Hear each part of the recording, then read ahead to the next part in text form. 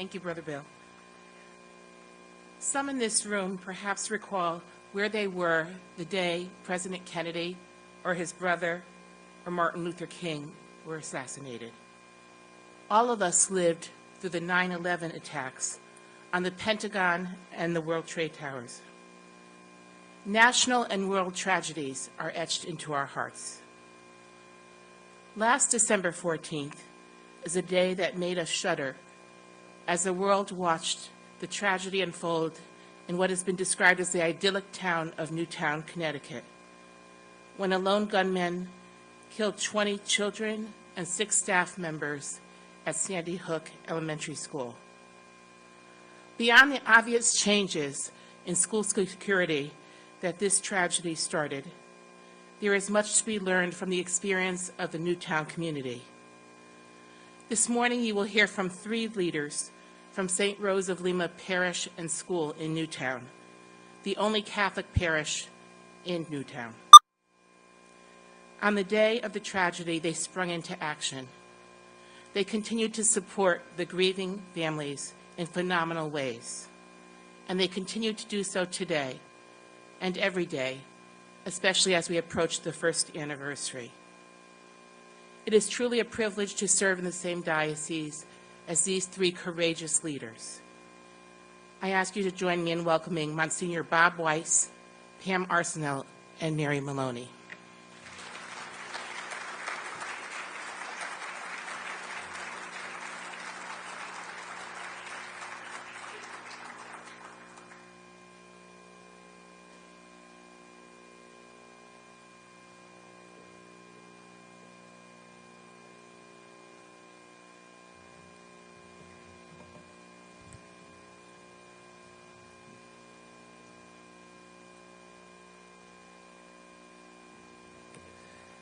We want to thank you for inviting us. This is not our usual venue, so please be patient with us. It's still a very emotional experience for us, and we really haven't been together ever to present this topic to anyone, so we figure this is a safe group, and we thank you for that.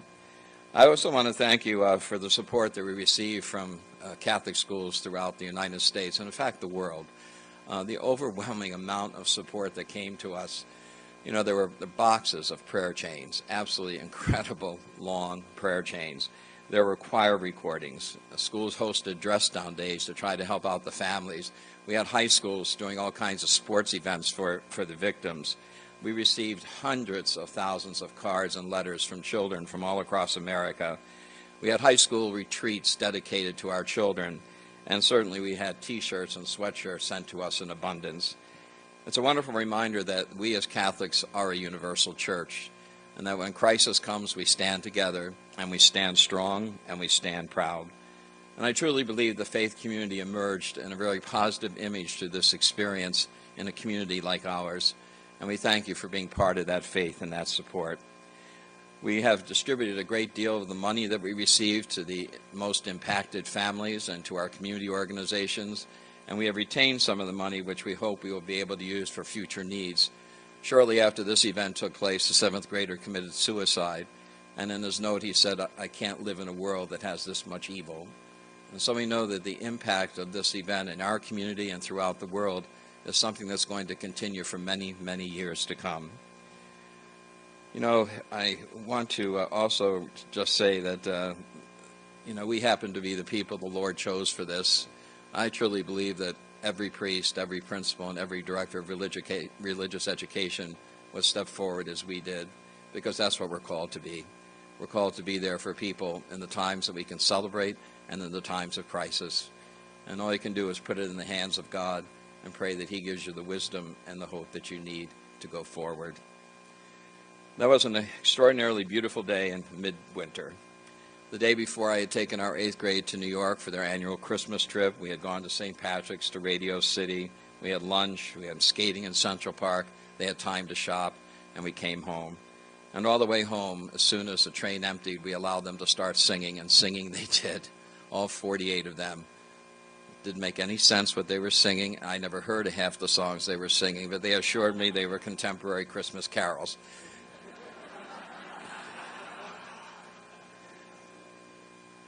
For me, it was going to be a Friday. It was going to be a free day. I had all planned out. I was going to wrap my gifts. I was going to start passing things out. And all of a sudden, a call came in that the schools were on lockdown, that there had been a random shooting in our town. And the rumors were really, really flying. No one knew exactly what was happening, except that something was happening. Our students were at their weekly Friday morning Mass. And so I ran immediately over to church when communion had just finished to interrupt the Mass and to try to figure out what to do. Do we keep the children in church? Do we bring them back to school and put them on lockdown? Or do we just pray? And then another call came from the property manager of the school, who called me on my cell phone and said, "You better get down here as soon as you can." And so I got both of my parochial vicars, and we went. I ran immediately down the driveway to Sandy Hook School in the company of a state police officer. And I arrived at the front door of that school, and I saw the glass shattered. And the officer said, "Father, would you want to go in and bless the children?" For some reason, I was held back from that. But I still can remember the sound of that broken glass under my feet. I hear that every night in my sleep. Here was a door of a place where there was so much laughter, so much goodness, so much happiness, now shattered. But not nearly as shattered as the hearts of our community, and especially broken as those families. It was like a war zone in a matter of moments. SWAT teams, state police, local police, firefighters, EMTs. I stood at the front door of that school and I just prayed, "God, lift us up. God, lift us up. Don't let it be as bad as we think it might be." I couldn't bring myself to go in, and so I went back to the firehouse where they were assembling the children. And I will say, of all the people there that day, the teachers were the real heroes. To watch these teachers who no longer had their administrative staff to guide them, one by one, they brought their children to order. They tried to line them up so they could be taken home by their parents. I had one little girl who had her index finger stuck in the back of the belt loop of my pants. I heard my voice coming from every direction. You know, in Newtown, about half the population are Roman Catholic. And so I'm a familiar person to many of these children. And so being able to get them in line so their names could be called, so their parents could take them, they were conflicted. They weren't sure whether they wanted to go home with their parents or they wanted to stay there with their friends or protect their siblings from anything else that might be happening. And one by one they left. And as I looked up along the back wall, I saw the 20 parents. His children didn't respond, present. To me, their faces all looked the same. There was anguish. They were distraught. They didn't know what to expect. And when we realized that there were still rumors out there that some had run to the police station, some had been taken to the hospital, and 2 had been, that some were in the woods still running and hiding. Some were still locked in closets in the school. These 20 people were saying to themselves, "Where's my child? Let them be one of those." And so we took them into a back room. And one by one, their faces were very distinguishable. And I realized that 9 of them were parishioners of St. Rose and 1 teacher's husband. This was not an anonymous situation any longer. This was something that had a deep impact on us, our parish, and our community. And as the faces became more recognizable, Jen, Sandy, Jeff, and Scarlett, Neil, and Mike, we just waited. At noon, the head of the state police said to me, "Father, please don't leave. We're going to announce that there were no survivors." So I thought to myself, this is way beyond what I can do. And so we called in our staff, and we called in all the clergy of the community. And we sat for those families on a Friday from 12 to 3. Resembled that original Passion. And at 3 o'clock, our governor came in and made the announcement there were no survivors. You can imagine the anguish that happened in that room. The screaming, parents rolling on the floor, pounding their fist, not knowing what they were going to do, not knowing where to go from here. And one by one, we watched them leave, arms around each other, going home to a new place. We prayed with those people. We talked with those people. We hugged those people. We encouraged them. And I will say, in the midst of all of that, never once did anyone say to me, "Why did God do this? How could God let this happen?" Not once. What I heard was, this is evil. And evil has visited our land.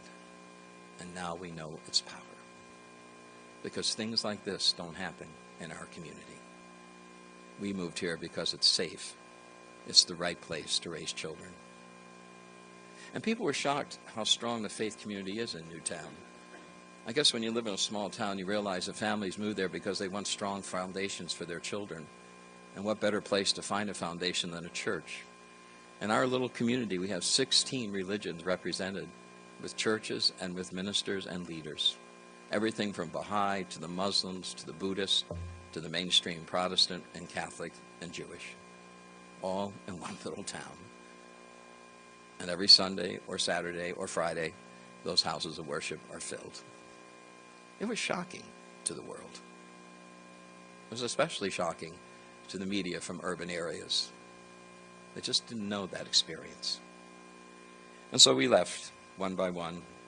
One husband stayed behind, and one father stayed behind. They weren't leaving until they could see for themselves that their loved one was gone. As we went from the firehouse, we were surrounded by reporters from all over the world. I had never had that experience before. I must admit it was rather frightening. They were coming at you from every side, asking hundreds of questions. There were no answers at that point, because no one of us really knew what we had to do. And so we went back to the church to plan a vigil. What better thing to do than open the doors of every house of worship and gather your people together? People were looking for places to go, so they weren't alone. I got back to church at about 5:30. It was already filled, and our vigil wasn't scheduled till 7:30. When the time began for it to begin, I had received word that the governor is coming. Both United States senators would be there. Our representative from Congress and our local representatives all would be at that service. And I thought to myself, I don't know what I'm going to do. I don't know what I'm going to say. How do you portray this to a broken world? But I looked outside, and as many people as were inside, all the windows of the church were open, the doors were open, people were peering in. There were over 1,000 people gathered around our property. When they realized they couldn't get into the Mass or they couldn't hear the service, they started doing their own services. They were singing their own Christmas carols. They were lighting candles and praying the rosary. I think just about every tree on our property was filled with rosary beads before that night was over. People were coming together so they didn't have to be alone. They were coming together to do what we do best, pray and turn to God. I listened to the politicians speak, and they offered such compassion to us. It was like you really saw their true heart for a change, because they're so against so many of the things that we stand for as a church. They're here that night in unity with us, with their hearts. At the homily time, I can only say one thing. I could say this day was all about love. It was about the best of love. When I saw families who shared that anguish, hugging each other, encouraging each other, when I saw neighbors who never even met each other coming together, when I saw people of all traditions and religions sitting in our church, holding on to a hope that for many seemed gone. It was love at its best. It's the love that the cross of Jesus Christ calls us to when we go through suffering and anguish and pain. And pretty soon the mantra of our community became that light overcomes darkness. And if you had seen our town, we didn't need the stars that night. There were millions of candles lit everywhere. Luminaria appeared everywhere. There was so much light in that town. People thought maybe we should unplug our Christmas lights. No. If anything, we needed light in this darkness. And we knew that evil had visited us, but we also knew that good had overcome it. Those are the mantras we heard everywhere. Every banner, every poster in town had those kinds of sayings.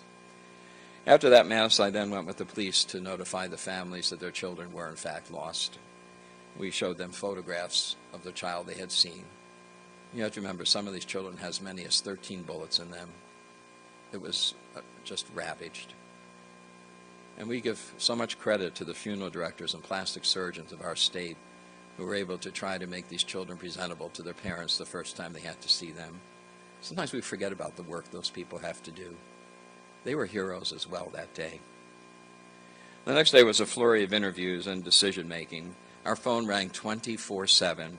Over 1,700 emails came in just that one day, Saturday, from all over the world, asking questions, wondering what we could do. We had our usual weekend schedule until 12 o'clock when a call came into the rectory that said, "I'm Adam's best friend. I'm coming to your church to finish what he started. You were his next target." And once again, I had to go to church and stop Mass.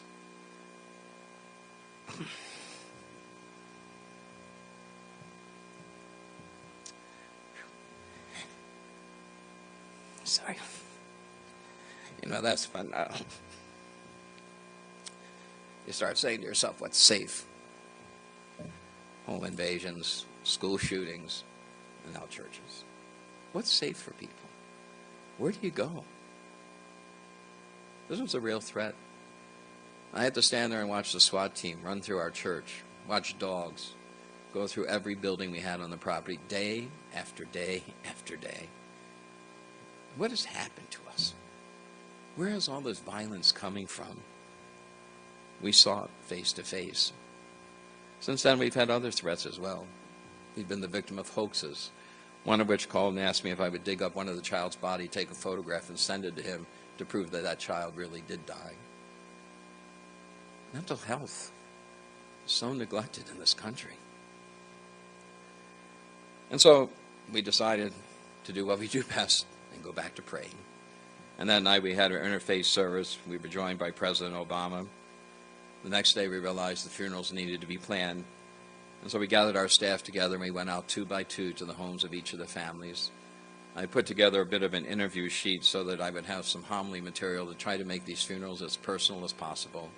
You know, luckily it was the 3rd week of Advent, and most of these little girls love pink, so we justified that we could wear the pink vestments. Pretty much we did that all week, pink and purple, the 2 favorite colors, except for the one little boy who loved fire engines, but we decided red would be a little extreme. But we did everything we could to make those families celebrate the life of their child. And it was brutal.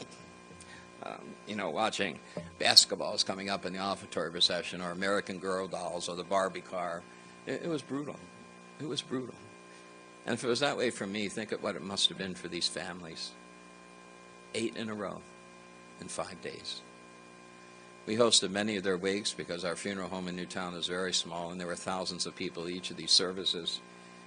It was amazing what happened, and how it all worked out. It was all done on computer, actually, figuring out how we could get everybody in and everybody out on time. People just pulled together for us. It was incredible. When you saw over 1,000 firefighters from all over the country just show up to line the street for one little boy. Or you saw balloon launches taking place all throughout the town. It was incredible. The community rallied. You know, I guess just some concluding points for me is that, first of all, don't ever think it can't happen here. It can happen anywhere. And we can try to protect ourselves as much as we want, but if it's going to happen, it's going to happen. We're trying to focus on delaying it from being worse. But it's a horrible thought to think that way, isn't it? It can happen anywhere. It was clear, however, that for all of us that this was evil. It was not the hand of God. Our town's mantra again became, light is much stronger than darkness. Choose the light. And as you know, our first selectman has asked that for this first anniversary that you stay home and do good things for your own community. We're taking care of each other. And we've received so much goodness, we've been overwhelmed by it. Bring that kindness home. Make a difference in the names of these victims for your own towns. You know, it's amazing in the shortest day of winter approaching that light remained lit for so many days as we saw our way through these difficulties. I also have come to know there's no such thing as coincidence. There's a plan for everything. About 3 years ago, our ministers in town, there was a huge transition, and we decided it was time to start getting together again and be an interfaith clergy. And so for 3 years, we brought ourselves together. We hosted Thanksgiving services and unity services. You know, that makes a difference. And I encourage you, if you're in a community, to reach out to each other and to find support wherever you can. That made a huge difference to see the rabbi and the imam walking up on the stage that night with their arm around each other. It gave a message to the world that we're all after the same thing. We want peace, we want justice, we want the best way to live. There is no such thing as coincidence. There is a plan. There is a plan for everything in our life. And as difficult as it is to accept at times, it's still part of the plan. Certainly our core values as a community emerged and were greatly strengthened. For us as a town, it's about faith, It's about family, and it's about friendship. I never saw it more powerfully demonstrated than in those days. But why wait to a day of tragedy to demonstrate that? We need to keep bringing those values forward in our lives, in our families' lives, and in our children's lives. This, to me, was the best pro-life message we could have given the world. You know, there's so many questions about guns. To me, we can have as much legislation as we want in the world, but until every one of us makes up our mind to respect life, every one of us, in every way, unless we choose to respect life, all the laws in the world are not going to help us. There is too much violence. There is too much hate. We see it played out day after day. We get immune to it. You know, we have the author of The Hunger Games that lives in our parish. I said to her, after watching this movie, I just see our youth so desensitized to violence. It's just become a way of life for them. She had no answer for that. She had no answer. Why do we do it? Why do we keep it in front of them? Mental health is so critical. We live in a town where a very large mental health institution was closed several years ago. Those people were let to go in the community to try to be mainstream, to make it on their own. They couldn't. We're neglecting such a huge population of our country who need help. And I know it's expensive, but if we put our priorities in the right place and we choose to do the right thing, we can't put a dollar value on that to bring someone back to health again. It's important to be a team, and I believe that's what our staff truly is. We work together. We share our core values.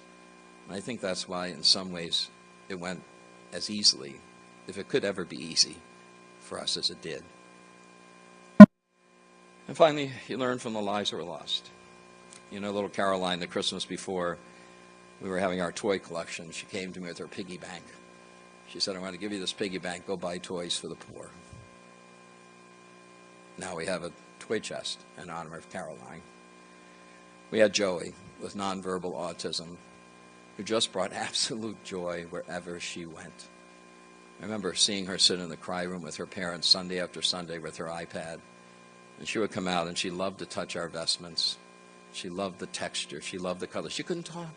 She didn't have to. She had a huge heart that did all the talking for her. There was Katie.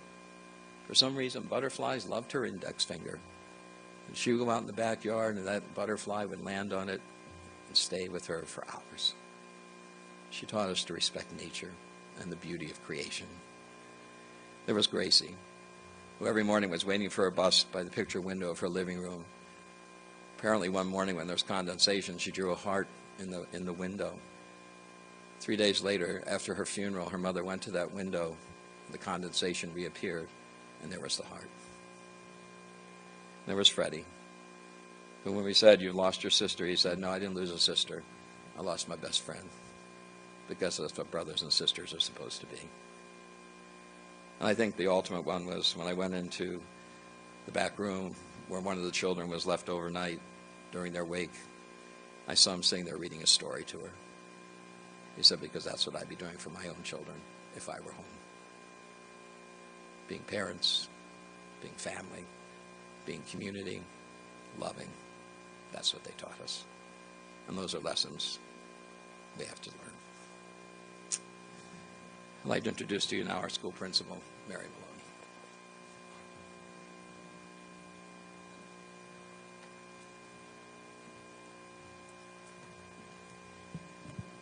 Good morning. Thank you for inviting us to be here.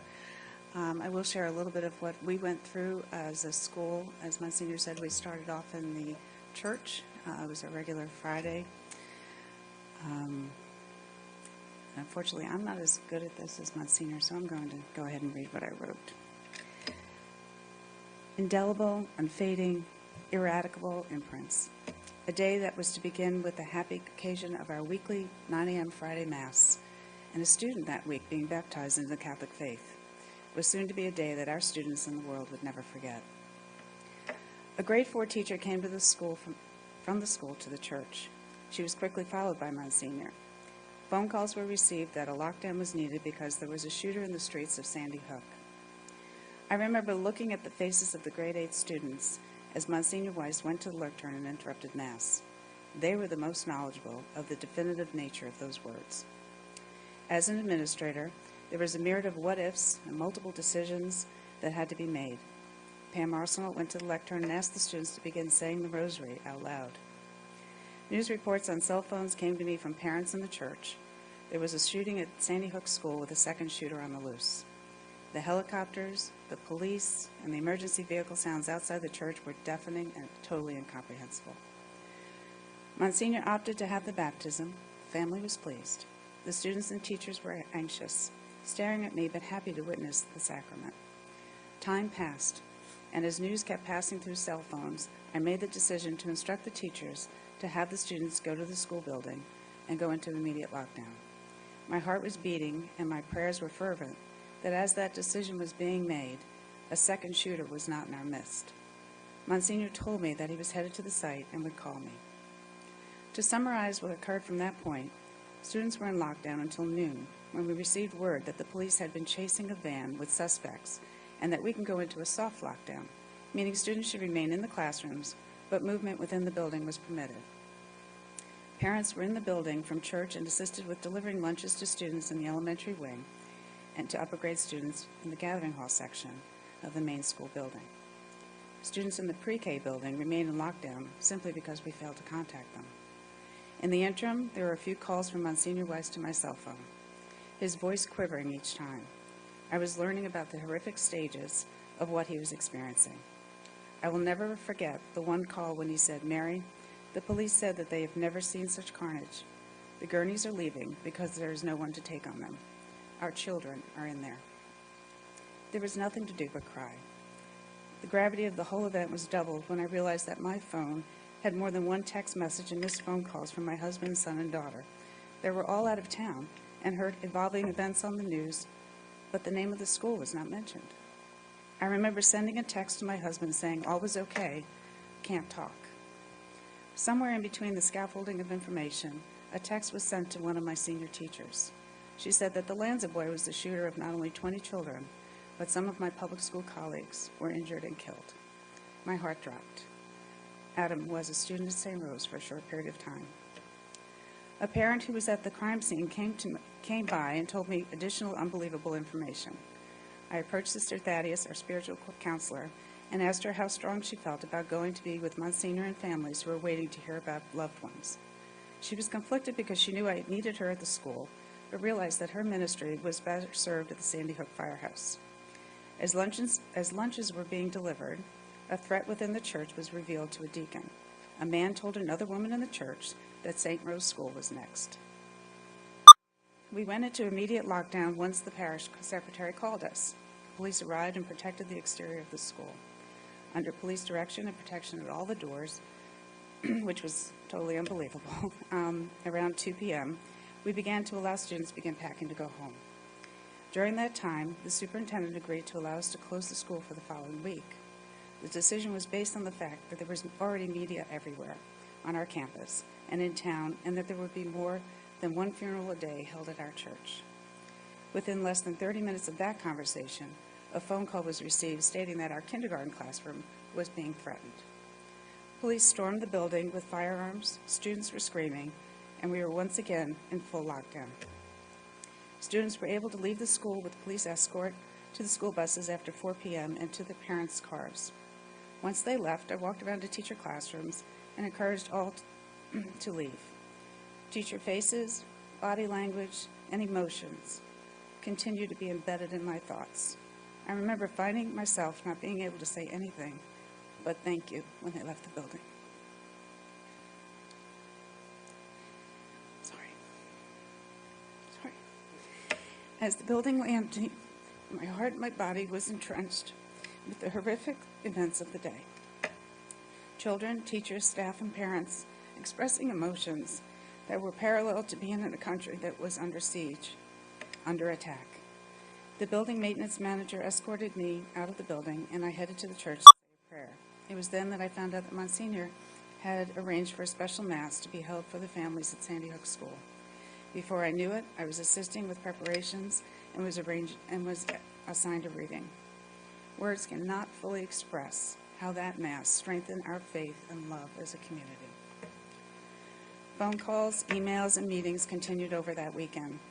It was agreed that I needed to have the teachers come back to the school on Monday. Catholic Charities in Danbury was instrumental in providing a crisis counseling forum for the teachers at the school that day. It was a very challenging time emotionally, but once again our faith brought us through the day. Teachers cried, asked a myriad of questions, and expressed their fears of returning back to school and feeling uncomfortable about being in the building and being strong for the children. It was agreed that the children needed to meet with the teachers before returning to the school after Christmas break. The local youth academy allowed us to use their space for a couple of hours. Students were able to meet with the counselors if needed, as well as simply play in an open gym and meet with the teachers. The music teacher brought some equipment to play music, and toward the end of the event, we all sang Christmas songs, and what would normally have been sung at our Mass before Christmas break, we sang the 12 Days of Christmas with Msgr Weiss and Let There Be Peace. It was truly a time of healing. In tandem with assisting teachers and students with their grief, Msgr called a meeting of the clergy, religious, me, Sister Thaddeus, and parish staff. He asked each of us to assist with planning the arrangements for 8 funerals. We went 2 by 2, as disciples of Jesus, to the homes of the grieving families, offering consolation and support. I felt that it was God calling me to assist those families, many who had their children attend our preschool, with a process that could be nothing less than traumatic. The conversations and witness to the parents' strength while delivering their child's eulogy will remain with me always. Returning back to the school with the teachers and the children in January was quiet. As much as we tried to move on, there were many emotions still on the surface. Our insurance company had provided a professional trauma counselor for teachers to assist them through the first few weeks, but the impact of the December 14th events were still too real. Teachers and students were afraid to go to church. Triggers were caused by different sounds of the day, including the engines and the fire engines and ambulances. A teacher cried at one point and shared that she wished she could wear her work shoes again, but felt she needed to wear shoes in order to be able to run. We were all functioning, but very changed. The children began breaking down in tears and were not able to do their schoolwork. Older students were becoming physical and tense with each other at odd times. Teachers were told by counselors to not offer any discussions about December 14th and to address questions simply as they arose. The school offices were tense because they felt very vulnerable to an intruder entering the building. It was clear to me that Sister Thaddeus and I could not manage and assist everyone involved in these situations. We learned much from that day's experience, and I definitely have a new lens on how to administer a school. We learned that our emergency protocols needed to include the church, that our lockdown communication procedures needed to be refined, that we needed to educate parents and partner with the parish about specific expectations of individuals during a lockdown, and we needed to improve the communication between the public school system and the police department and our school. In addition, teachers needed to be now trained at a higher level of emergency response situations.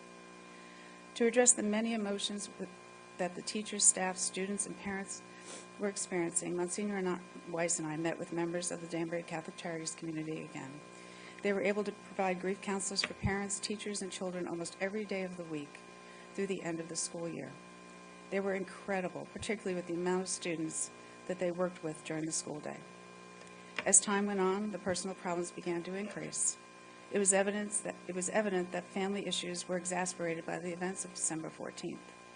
During the spring months, parents were separating, divorces were on the rise, families were making plans to move from Newtown, and students were experiencing extreme high anxiety. In addition, some very important decisions about improving the facilities and becoming more knowledgeable about security and security protocols were important.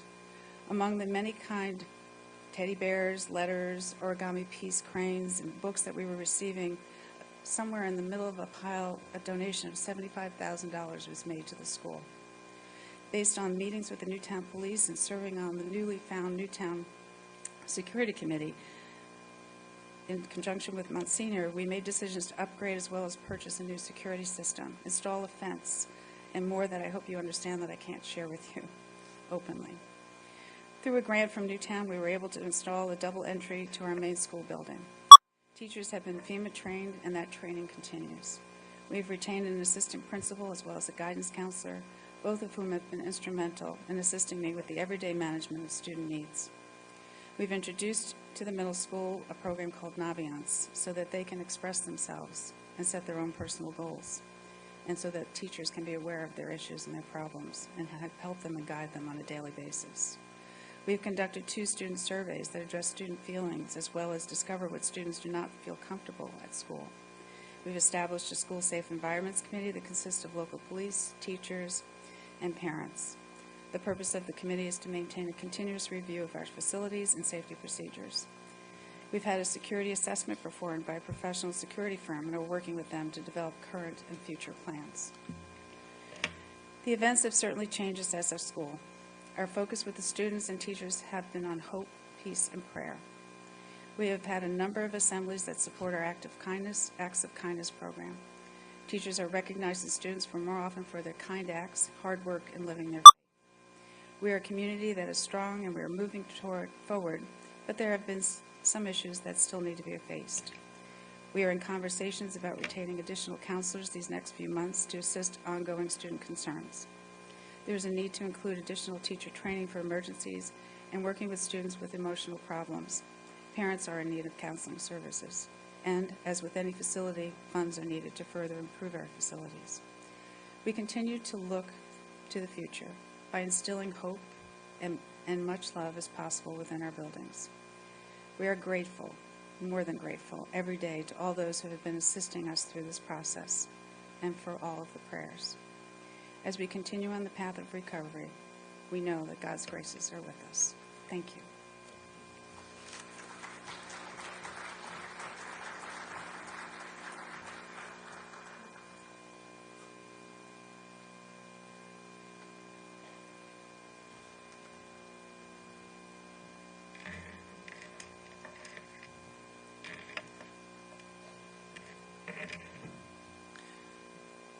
Good morning.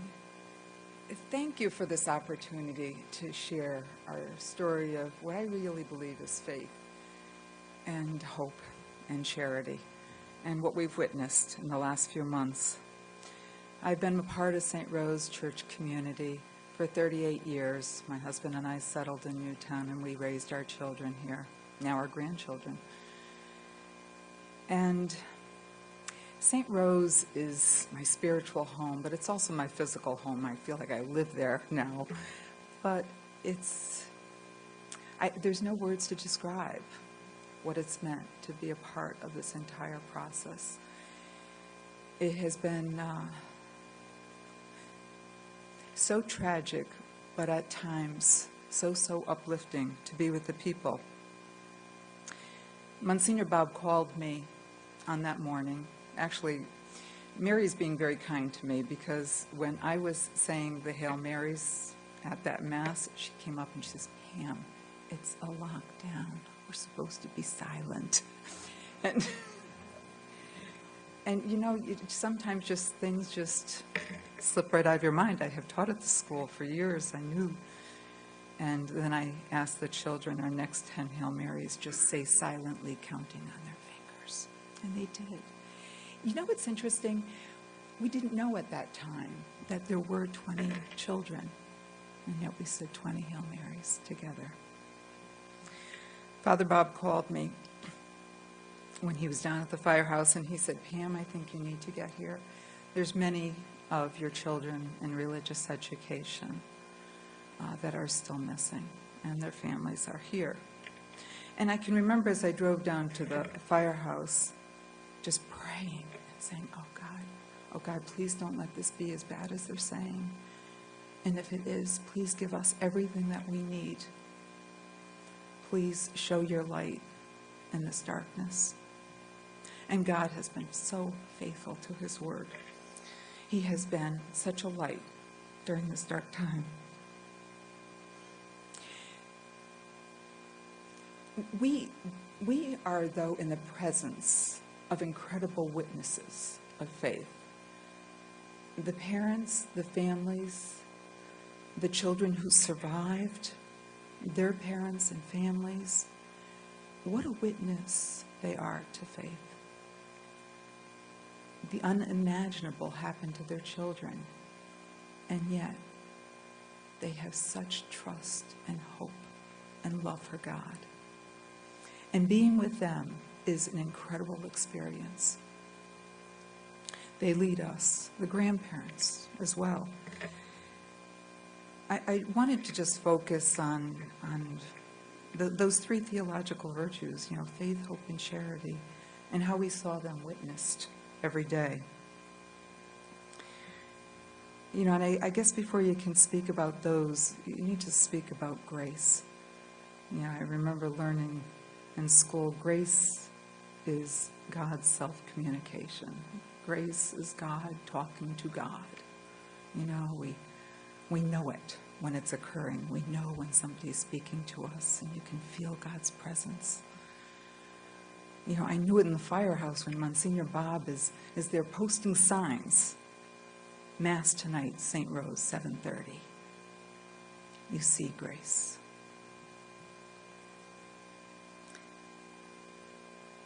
As Monsignor and Mary said, we were asked to go out to the families to meet with them and to plan their children's funerals. And that was, they would light up when they would talk about their children. And just sitting there and listening to their stories of their children, they would be laughing, they would be crying at the same time. But I remember one father in particular, because the mother of the child had said, "Don't expect my husband to join you in the funeral planning or to join us. He is just way too distraught. He is still in shock." And so I sat down with her and her mother and her in-laws. And the father comes bounding into the room and he says, "Pam, I have the reading. And this is the reading I want." His daughter was Joey, who, as Monsignor spoke about, was a child with autism, nonverbal, Mary spoke about. And this was the reading from St. Paul's letter to the Corinthians. "The Lord said to me, 'My grace is sufficient for you. For power is made perfect in weakness. I will rather boast most gladly of my weaknesses, in order that the power of Christ may dwell with me.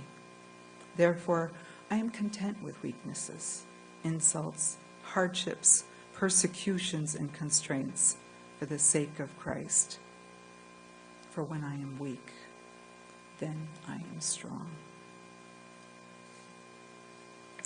What a perfect reading, huh?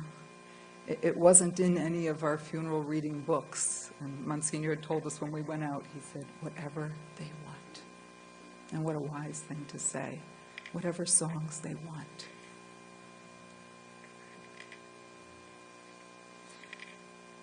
We experience grace, moment by moment. God communicating with us. God communicating with the families. I remember out of the 8 funerals that we had at St. Rose, of the children, 7 of the parents, 7 of the sets of parents, gave a eulogy, the words of remembrance. Yeah, I see you shaking your head. Isn't that unbelievable? That's grace. They said, "We want to speak about our child." And I saw Grace. I remember one of the mothers, it was during communion time, and I looked over at her, and she is sobbing in her own mother's lap. Shortly thereafter, Monsignor called them up, she and her husband, to speak. And she just straightened herself up, and she spoke. It was knowing that God was just working within her that gave her the strength, and her husband the strength, to talk about their child. And they had us laughing and crying in the same sentence, telling the stories of their children's short lives. So the first virtue, theological virtue of faith. In the firehouse when I arrived, I noticed Jenny. Jenny was one of our first grade catechists.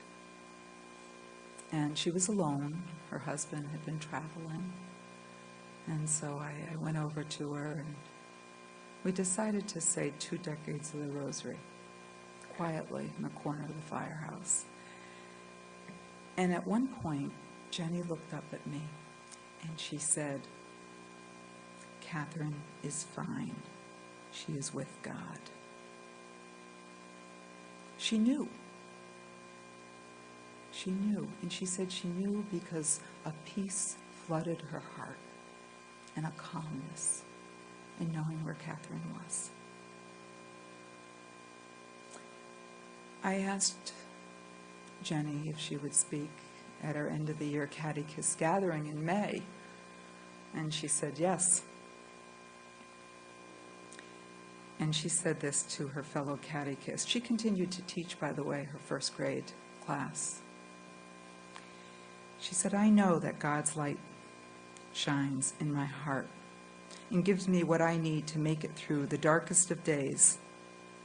Despite my tear-clouded eyes, I will turn my face to the sky and I will see his light. Despite the noise of this world, I will hear his whisper on my heart. He has shown me that trusting in his quiet nudges will be all that I need. I pray that you, my fellow catechist, will have that same peace and assurance that God will calm your soul. I pray that you will lift up your chin and be soaked in the love of our God." This is faith, the assurance of things that we hope for. Shortly after the tragedy, we called all the catechists together. We called all the parents together, the parents of all the children in religious ed, because we knew there were many fears. There were fears about safety, and we established a security team and retired police officers that were there for every session of religious education at every door. And it gave the parents what they needed. It gave them comfort. But we also wanted to share with them, what does our faith tell us about tragedies like this? And so we had sessions for all the catechists and the parents, and we called it Grieving as a Believer. You know, it's different, isn't it? When you grieve and you believe, and you hope, and you choose love. The parents of 3 of the victims chose to speak at these sessions. And they spoke of their witness to God's love for them. I remember one of the parents saying, "You know, I just have not been the best of Catholics. I put God on the back burner. And what a relief to know that I wasn't on God's back burner. He embraced me." Another story of faith. This was from a young child, the sister of one of the victims, Sophia. Sophia was the sister of Joey. Was the sister of Joey. And Joey was nonverbal. And she said, "Mrs. Arenault, I have it all figured out. I know why my sister had to go back to God sooner than Grandma and Grandpa," and she pointed to her grandparents. Like, they're almost 80, Mrs. Arenault. They're not back to God yet.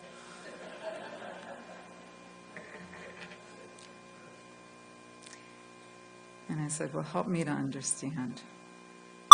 And she says, "Joey was God's secret undercover angel." Yeah, don't you love that? She said she couldn't talk because she would have blown her cover.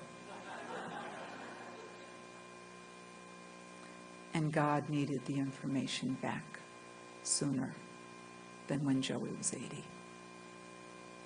I know. Out of the mouths of babe, that's faith.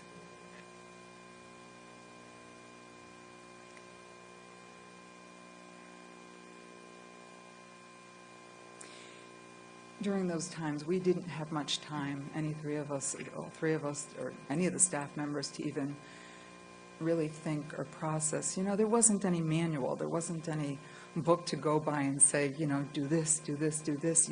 There wasn't. We had to depend totally on the grace of God. There was nothing else. But it was amazing. As Monsignor said, sometimes we had receptions for the families after the funerals. Somebody would show up at the door and say, I'll plan that reception. I'll do all the work. And God's grace just carried us through every moment, for every need. God would speak to somebody's heart and somebody would respond. The second theological virtue, hope. We learned as a team to respect where everyone was in their own personal spiritual life during this time. No judgments, just listen. People were hurting.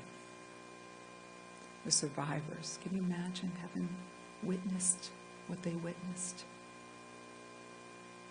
Our teachers, we have we have about 1,400 children in religious ed, but we try to keep our classes to 12 children, so the children all have time to talk in class and share their faith, share their stories.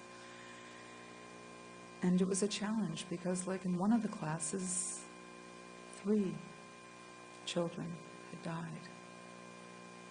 It's a gaping hole. And the teachers were concerned. There was hope.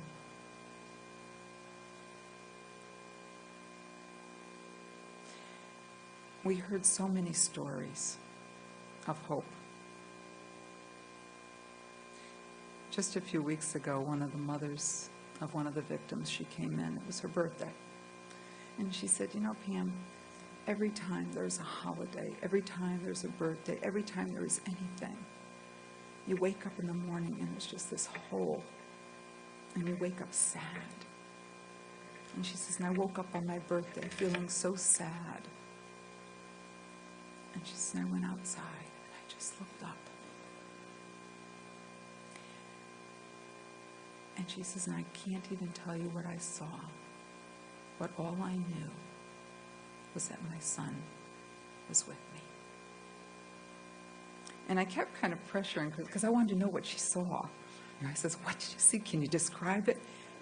And she tried to find words, but it was very obvious that this was something mystical, that this was something that you couldn't put words on.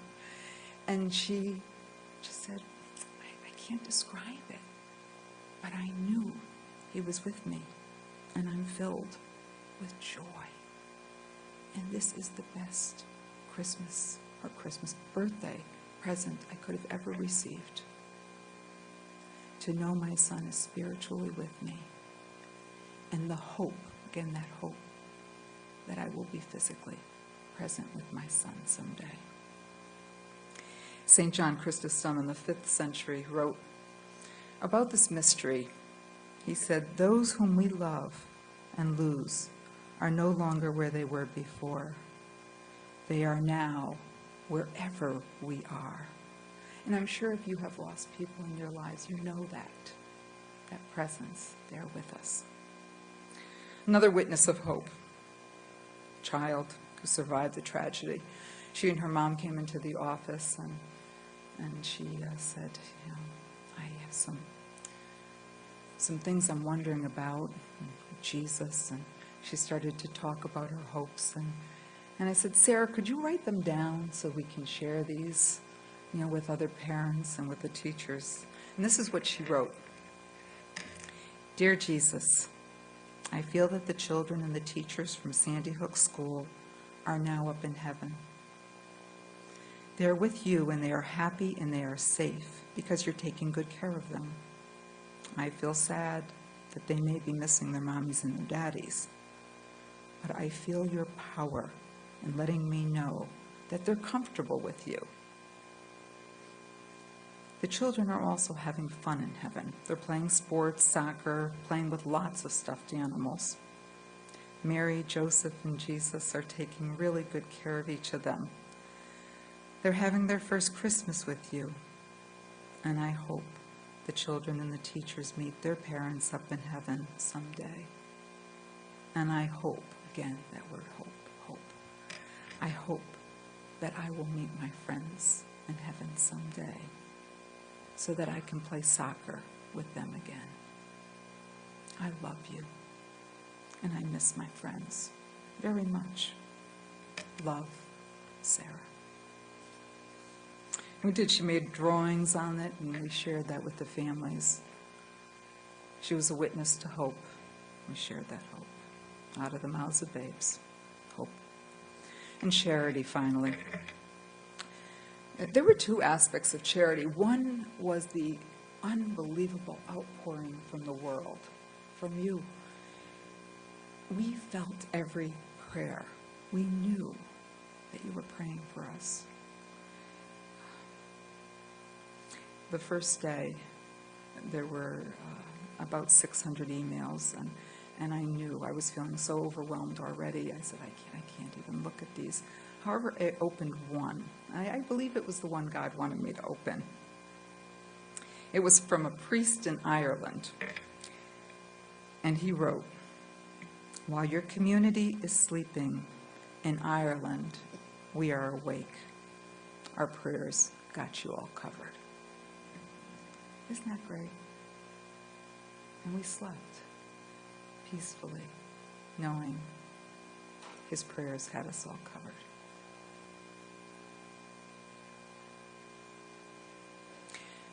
There was an overwhelming desire in the world to share with us because they knew we were hurting. And there was a connectedness that I can't even describe. I feel so connected to all of you. The offerings remain too numerous. You know, a 7-foot marble statue from out in the Midwest. I'm not sure when it's coming, Monsignor. I'll let you know. Many, many stuffed animals. Therapy dogs. Many therapy dogs. Therapy donkeys, too. Did you ever know that existed? Talking Bibles. Giant Mary and Jesus dolls. I mean, they were big. I tried to stuff it in my suitcase to show you. But they were about this big, and they were called pillow pets, you know, Jesus, the Lamb of God. And they were soft. We handed them out at First Communions. One to every child. The girls got Mary, and the boys received Jesus. And it was amazing what happened. The woman who had donated them from Louisiana, she flew up for one of the First Communions. And I heard lots of stories about these Jesus and Mary dolls and received many, many emails from parents with pictures of their child sleeping peacefully with Jesus, their arms wrapped around Jesus. You know, just that physical sign that a child needs, huh? But the interesting part of this was the children started to bring them to their sleepover parties. Now, you know, not every sleepover party is all Catholic children. And so there became this desire for Jesus and Mary dolls. And in our office, people would be coming in saying, I'm not Catholic, but could I have Mary?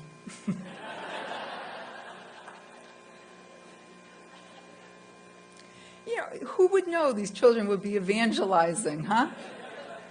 With their Jesus and their Mary dolls. There was a retired police officer from New York City, came the Monday right after the tragedy. He said his pastor had called him and asked him to bring this huge, huge statue of Mary. And he said, so he brought it home, and he knew he would come to Newtown the next morning. And he said, but I have to tell you an amazing story. He said, I went to sleep, and I had a dream that all of those babies were wrapped up in Mary's arms. And I knew I had to get this statue to St. Rose as soon as possible. Those babies are with their mother, Mary. Another story of charity. Sister Mary Foley from New Jersey. She had a therapy dog, Luke. And she called and she said, Luke and I would like to come. I believe they spent a lot of time at the school too, Marianne. And she said, on weekdays after I finish at school in New Jersey, mind you, I will drive up for religious ed classes. What a generous heart, the charity, the love. I remember one day a mother had come to me. She said, my child is a survivor, and I can't get her to go back to church. She doesn't want to go back to church. The last time she was in church was for her friend's funeral. And she doesn't even want to come to class. She won't participate anymore. And I said, does she like dogs? And she said she loves animals. It's okay. Sister Mary Foley met with her on her religious ed day. And the little girl leaned down and she's petting Luke. And Sister, in her wisdom, says, Luke's never been here to your church. Would you mind showing Luke your church? Yeah, that's grace, huh?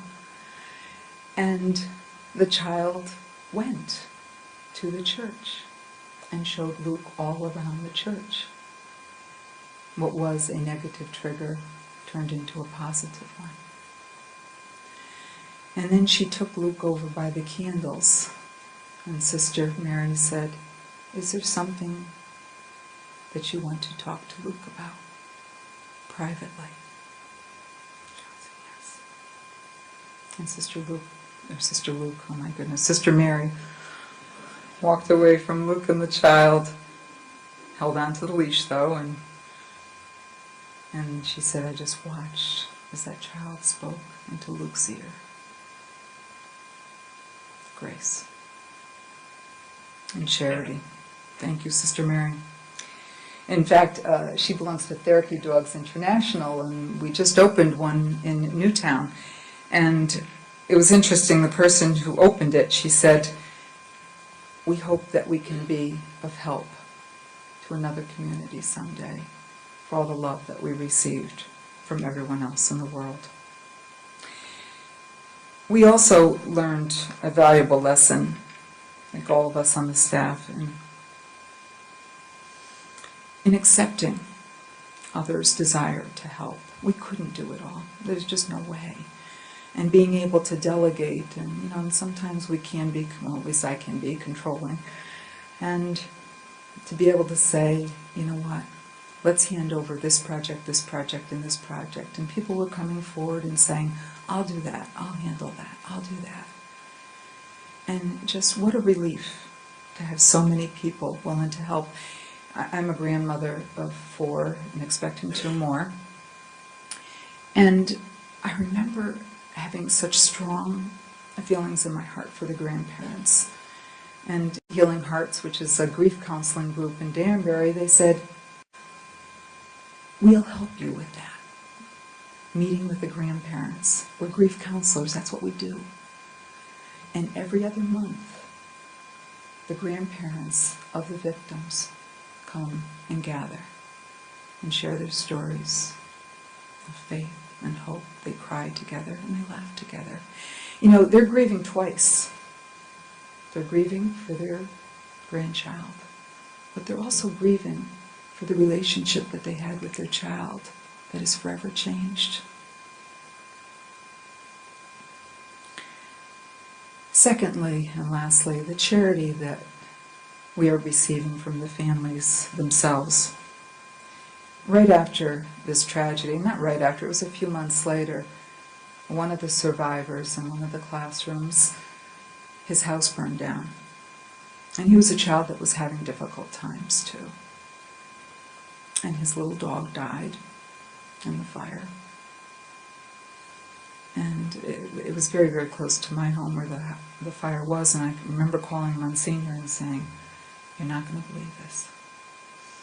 And you had just had surgery not that long ago, and I'm so worried because I see the road is all the fire hoses, and I have these visions of Msgr trying to get down there because they closed the road, and he came down there, And it was very apparent that they were going to need help. Monsignor took up a collection in the church for them. But you know, the first people in my door with bags of clothes were the victims' families. One of the women said to me, "My mother taught me to serve is to heal." Isn't that amazing? They came out of themselves to help somebody else in need. And in that surrender of self, they found healing. They found purpose. 3 of the women are on our women's retreat team. 3 of the mothers of the children are on our women's retreat team. Again, just powerful witnesses to the power of God, giving all glory to God. And they are powerful witnesses. These children are pure. They're here with us now. They're here with us in this room, mystically present in this communion of saints. And they're speaking to you, they're speaking to me every day and telling us to bring our faith to those around us, bring their hope to those that we see that are in pain, and showing love to the children, to the teachers who you serve. One parent wrote, "Look for the blessings. We have a choice to make every day in every circumstance. We can either choose to dwell on the negative, or we can look for the good. I choose the goodness. I choose to love." May God bless all of you in your ministry, and again, our gratitude to you.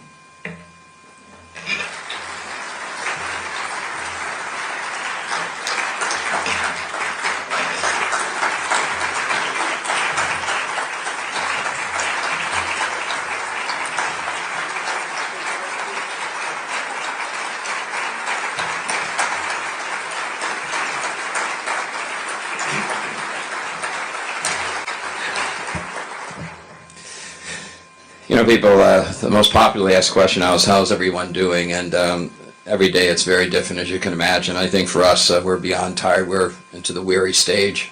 And just knowing that so many people continue to lift us up in prayer and in good thought. You know, it's something that at times you think, like, this never really happened. This couldn't have happened. It's just unreal. And then you walk into CVS, or you walk into the Grand Union, or dating myself, the Big Y, Caralucci's, yeah. And you're still getting a hug. You know, you stand in line to Starbucks, somebody's still buying you a coffee. You go to Dunkin' Donuts, they're still giving you a donut. If you're a real Newtowner, you're a Newtowner, and people know that, and they know where our hearts are. So we're all in very different places, and we've gone to some ugly places with the gun control issue, with the distribution of funds, but we've got to many more beautiful places, and these families are an incredible witness. And I hope that you realize, as broken as they are, they still find a reason to get up every day. And that's what gives us the strength to get up every day as well. So we thank you for inviting us. This has certainly been the first time we've done this. And I'm so proud of my staff, because I think what they present to the community is a real witness of faith. Not by what they say, because we can all talk, but it's by the way they live their lives. And that is what's lifting this whole community up even to this very moment. So we'll be happy to take some questions, but I don't, if you have a question, okay.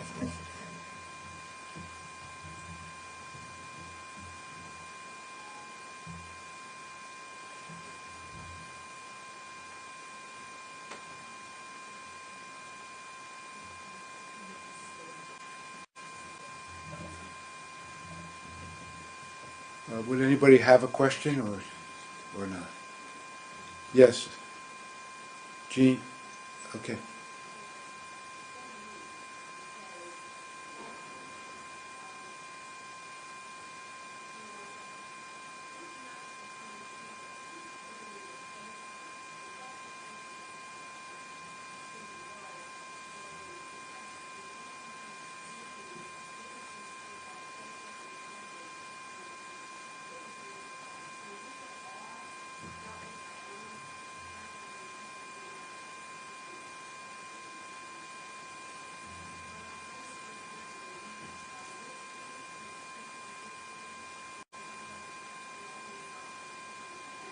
Thank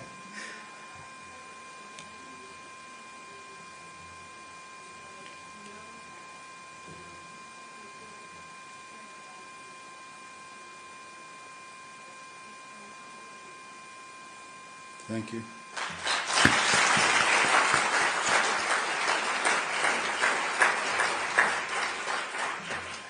I can't see who it is, but, okay, Glenn.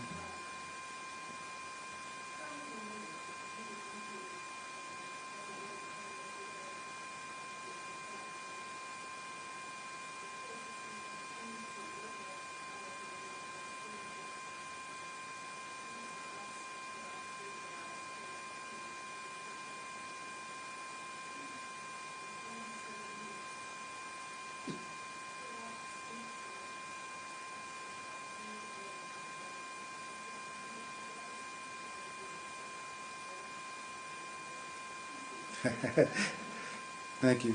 Glenn. Yes.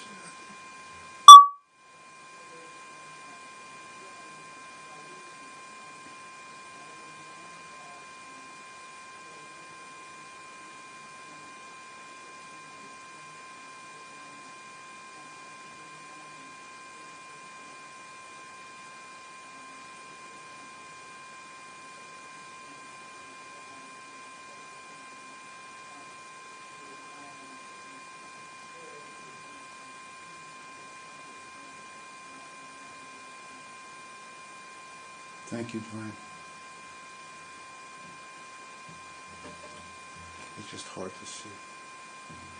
Okay. Two things. One, Pam was telling me that at the convention in Pittsburgh,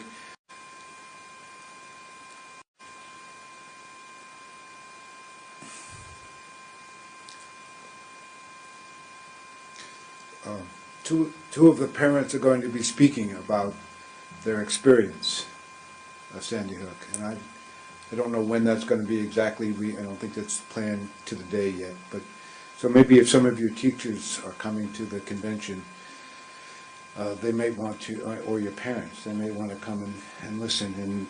And you can imagine the incredible witness that not only have these three people been, but that these parents have been for them and for their community. Secondly, we have videotaped this presentation this morning. I don't quite know how we're going, what formats we need to do to get this to people who may want it. So for those of you who are CACE members, at some point, and so this will give you a chance to read the monthly newsletter. If you, a little plug, so at some point we'll put in there how we will work to make this available to people. I just don't know what that's going to be yet because I don't know all the technical part of it. I think I need to say no more, but thank you, all three of you, Pam, Mary, Bob. It's just, thank you is probably enough. And God bless you.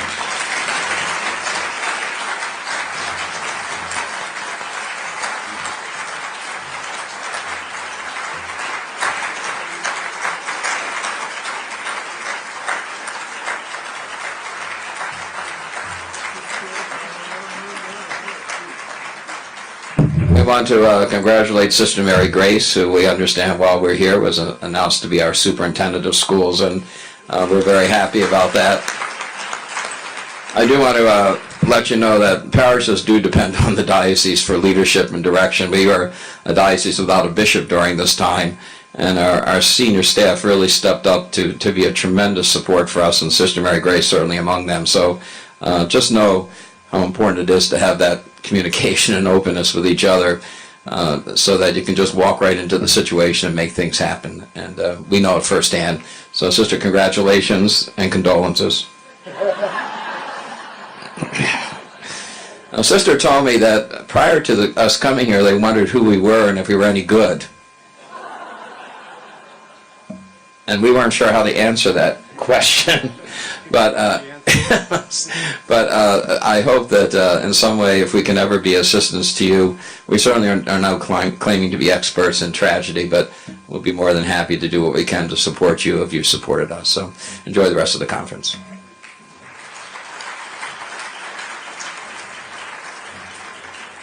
Thank you, and see you later in the day then.